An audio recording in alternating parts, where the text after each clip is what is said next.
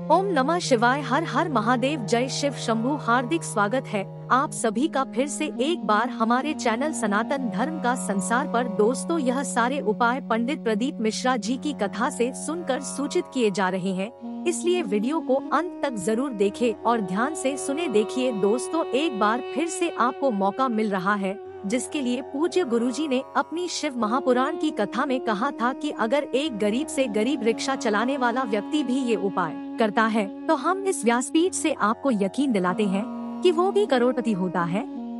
पूज्य गुरुजी ने स्वयं अपनी शिव महापुराण की कथा में बताया है ये उपाय बहुत ही खास इसलिए होता है क्योंकि आपको सिर्फ 3 साल में एक बार मौका मिलता है। 3 साल में आने वाले अधिक मास की पंचमी में आपको ये उपाय करना होता है। पूज्य गुरुजी ने कहा कि अगर इस बार आप चुके तो आपको 3 साल फिर यह मौका नहीं मिलना है।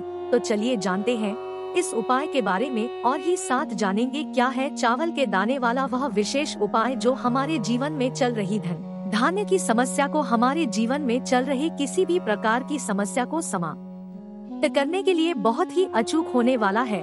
तो चलिए जानते हैं क्या है वो उपाय। लेकिन उससे पहले अगर आप भोलेनाथ जी को सच्चे दिल से मानते हो तो इस वीडियो को लाइक करें और चैनल को सब्सक्राइब करके कमेंट में हर हर महादेव जरूर लिखे। देखिए, अधिक मास की पंचमी तिथि का यह विशेष उपाय पूज्य गुरु जी ने कहा कि हर घर में करना चाहिए। इस बार पंचमी तिथि 5 अगस्त यानी शनिवार के दिन पड़ रही है और ये उपाय आप सुबह 9:40 के बाद पूरे दिन में किसी भी समय कर सकते हैं। बस आपको ध्यान रखना है कि आप माता तुलसी रानी के सामने ये उपाय करेंगे। यहाँ पर बहुत ही खास और गुरु जी ने कहा कि हम यकीन दिलाते हैं कि ये उपाय करने के बाद आपके जीवन से धन धान्य की समस्या हमेशा के लिए समाप्त आएगी। आप जो एक रुपए के लिए परेशान रहते हैं वह समस्या आपके जीवन से सदैव के लिए समाप्त हो जाएगी। देखिए, इस वीडियो में हम पंचमी तिथि में किए जाने वाले 2 विशेष उपायों की बात करेंगे। इनमें से जो भी उपाय आपके लिए आसान हो वो आप कर सकते हैं, या फिर दोनों उपाय अगर आप करना चाहे तो फिर दोनों उपाय कर सकते हैं। चलिए बात करते हैं गुरु जी द्वारा बताए गए पहले खास उपाय के बारे में। देखिए, ये आप चाहे तो गन्ने के रस से कर सकते हैं या फिर गुड़ के जल से कर सकते हैं। इस समय गन्ने का रस हो सकता है आपके क्षेत्र में उपलब्ध ना हो, गन्ने का रस आप लोगों को ना मिल पाए तो फिर आप गुड़ के जल से ये उपाय कर सकते हैं।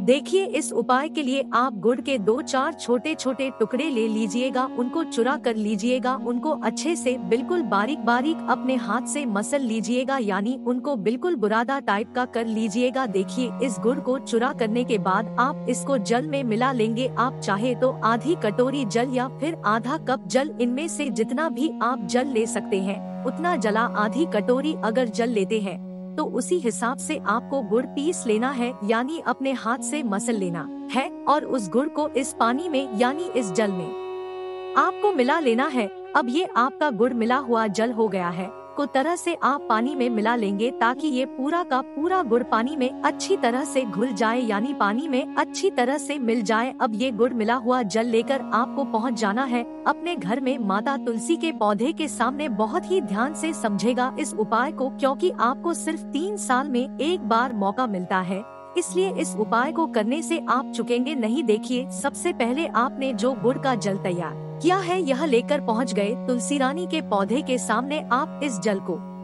उसी रानी में 7 बार में समर्पित करेंगे। लेकिन समर्पित कैसे करना है वह आपको बहुत ही ध्यान से समझना है। सबसे पहले आप थोड़ा सा जल अपने हाथ में लीजिए, अपने दाहिने हाथ यानी अपने राइट हैंड में थोड़ा सा जल लीजिए और अपना नाम गोत्र बोलिए और तुलसी माता के पौधे में समर्पित कर दीजिए, यानी उनकी जड़ में, तुलसी माता के पौधे की जड़ में समर्पित कर दीजिए। फिर दूसरी बार में अपने हाथ में अपनी अंजुली में जल लीजिए और अपना नाम गोत्र बोलते हुए तुलसी माता के पौधे में समर्पित कर दीजिए। ऐसे ही आपको 7 बार यह जल लेना है और 7 बार अपना नाम गोत्र बोलते हुए यह जल आपको तुलसी महारानी के पौधे में समर्पित कर देना है। देखिए, पूज्य गुरु जी ने कहा कि ये उपाय आप शाम को सूर्यास्त के पहले कर लेंगे। सूर्यास्त के बाद आपको ये उपाय नहीं करना है। कहते हैं कि अधिक मास की पंचमी तिथि में अगर हम यह विशेष उपाय करते हैं तो यकीन मानिए हमारे जीवन से धन धान्य की समस्या हमेशा के लिए समाप्त हो जाती है।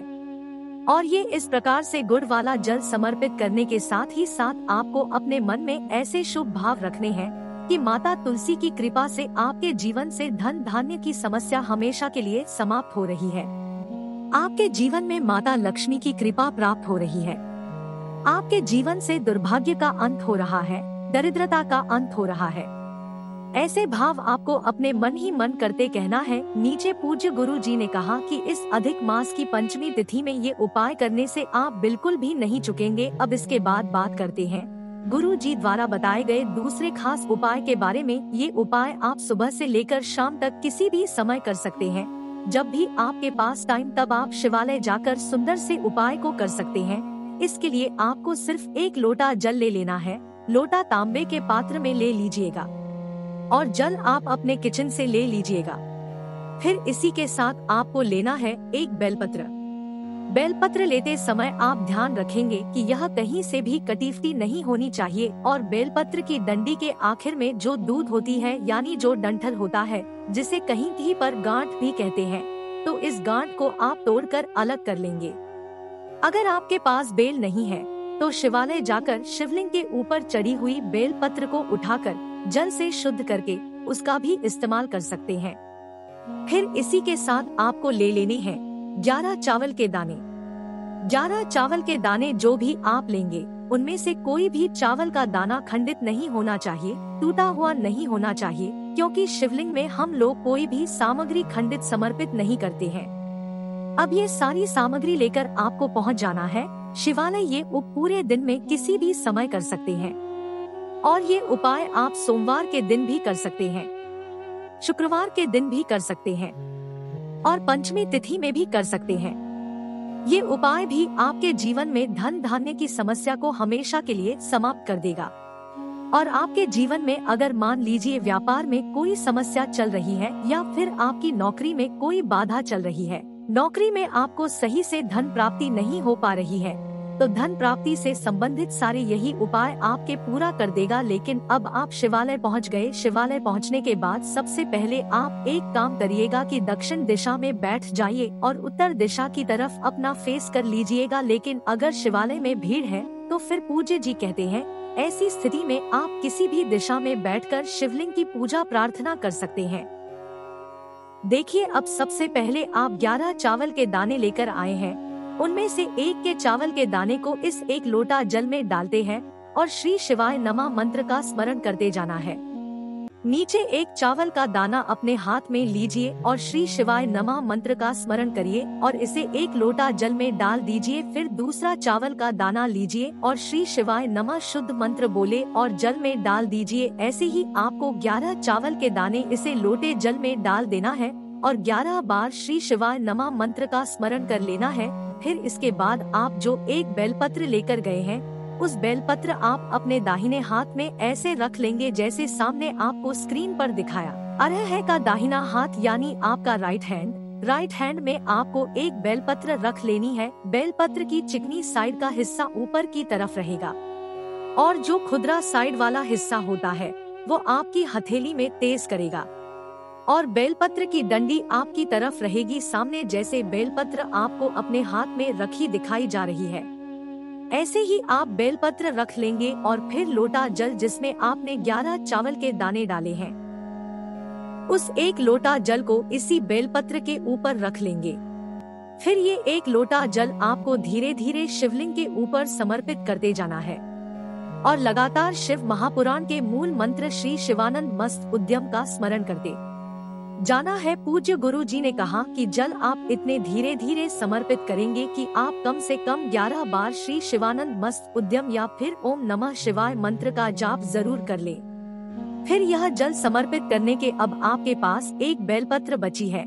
इस बेलपत्र को आप अभी अपने हाथ में ही रखेंगे और आपके जीवन में धन से संबंधित जो भी समस्या चल रही है, मान लीजिए आपके व्यापार में वृद्धि नहीं हो पा रही है, आपके घर में धन की प्राप्ति नहीं हो पा रही है, दरिद्रता दुर्भाग्य लगातार बना हुआ है, आपको नौकरी में अच्छे से पैसे नहीं मिल पा रहे, सही से आपका व्यापार नहीं चला, किसी भी प्रकार की अगर धन से संबंधित कोई दिक्कत चल रही है उससे समस्या को करने के लिए आप माता अशोक सुंदरी से प्रार्थना कर लेंगे। किनसे प्रार्थना करेंगे? माता अशोक सुंदरी से। फिर उसके बाद यह एक बेलपत्र आपको माता अशोक सुंदरी वाले स्थान पर समर्पित कर देती है। नीचे माता अशोक सुंदरी वाले स्थान पर जब आप यह बेलपत्र समर्पित करेंगे तो बेलपत्र की चिकनी साइड का हिस्सा माता अशोक सुंदरी वाले स्थान पर टच करेगा और बेलपत्र की डंडी का हिस्सा जला आधारित की तरफ रहेगा, जैसा सामने आपको स्क्रीन पर दिखाया जा रहा है। ठीक आपको यह बेलपत्र समर्पित कर देनी है।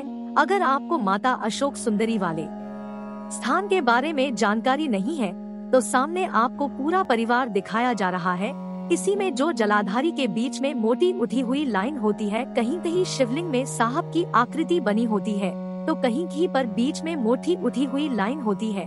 तो यही जो जला डाली के बीच में मोटी उठी ही लाइन होती है, इसी को माता अशोक सुंदरी का स्थान कहते हैं। और यहीं पर आपको यह समर्पित कर देनी है और अपनी वो विशेष मनोकामना जो धन से संबंध उसको बोल देना है। गुरुजी ने कहा कि पंचमी तिथि में अगर हम इन दोनों में से कोई भी उपाय कर लेते हैं या फिर ये दोनों ही उपाय कर लेते हैं तो यकीन मानिए आपके जीवन से धन धान्य की समस्या सदैव के लिए समाप्त हो जाएगी। दोस्तों, आज के लिए बस इतना ही। मिलते हैं एक और ज्ञानवर्धक वीडियो के साथ। ओम नमः शिवाय। हर हर महादेव। जय शिव शंभू।